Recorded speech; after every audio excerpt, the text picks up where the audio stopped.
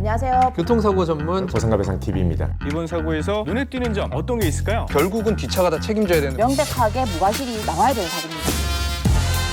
안녕하세요. 교통사고 전문 변호사 장슬기입니다. 오늘 영상에서는 자신이 운전을 하다가 교통사고를 냈는데 피해자가 그 사고로 사망하셨다든지 또는 중상해를 입으셨다든지 이런 경우에는 자신이 그 종합보험에 가입하고 있다고 하더라도 형사처벌은 피할 수가 없거든요. 그리고 또 자기가 12대 중과실 위반 사고를 낸 경우에도 형사처벌은 당연히 따라오게 되고요. 근데 그런 사고로 형사처벌을 받을 때 형사사건이니까 형사 전문 변호사를 찾아가야 되나? 아니면 교통사고 전문으로 가는 게 맞나? 이런 고민을 당연히 하실 거예요. 근데 이거의 답은 교통사고라는 사건의 특수성을 보시면 됩니다. 교통사고는 다른 형사사건, 예를 들면은 강도, 강간, 절도, 폭행 이런 것들과 다르게 고의성이 없어요. 그러니까 고의로 내가 저 사람을 차로 치워야겠다 이렇게 생각하고 교통사고를 내는 경우는 없거든요. 얘기 들어보면은 다 실수로, 신호를 잘못 본 실수로 차가 없다고 생각하고 속도를 내다가 그런 과실로 이제 교통사고가 발생하게 되는 거거든요. 음주운전이나 무면허운전 같은 경우에는 자기가 음주했다는 사실, 면허가 없다는 사실을 인지하고 운전하다가 사고를 낸 거니까 고의 아니냐 이렇게 생각할 수도 있는데 그것도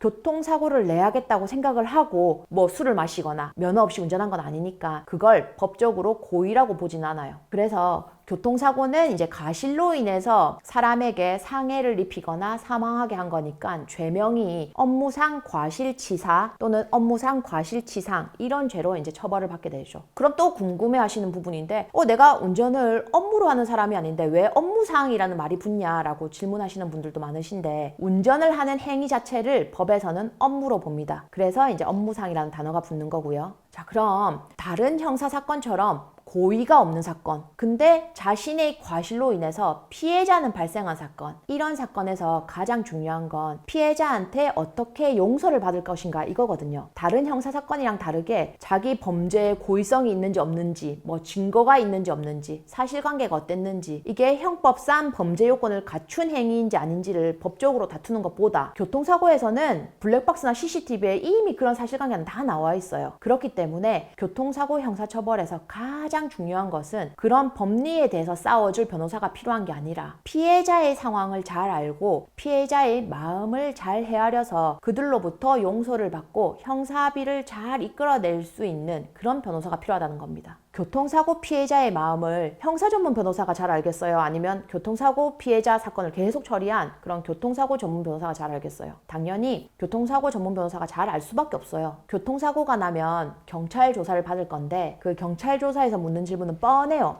왜 사고 발생한 것 같냐? 왜 신호 못 봤냐? 사람 왜 못 봤냐? 막 이런 질문을 하다가 마지막에 딱 이걸 물어요. 피해자와 합의할 생각은 있냐? 이 마지막 질문이 가장 중요합니다. 피해자랑 합의할 생각이 있는지. 교통사고 형사사건에서 가장 중요한 거는 피해자와의 합의예요. 피해자분들에게 또는 만약에 사망하셨다면 그 유가족분들에게 가해 운전자의 죄송스러운 마음을 어떻게 전달하고 형사 합의를 이끌어낼지, 그리고 운전자 보험으로 이제 형사 합의를 하려고 하는데 바로 피해자한테 줄 수 있는 현금은 가해 운전자 보통 없잖아요. 그러니까 그 운전자 보험에서 가입되어 있는 그 형사합의금 담보 채권 자체를 피해자한테 넘겨야 하는데 그 보험 서류를 준비하는 게 또 복잡하단 말이에요. 그 과정에서 보험사 직원이랑 또 계속 연락해야 되고요. 자, 제가 한 두세 달 전이었나? 이제 피해자 대리를 할 때인데 형사합의를 하겠다고 그 가해자 측 변호사가 연락이 왔어요. 근데 그 변호사가 교통사고 사건인데 형사사건만 처리해본 변호사다 보니까 이 교통사고에 대해서 잘 모르는 거예요. 그래서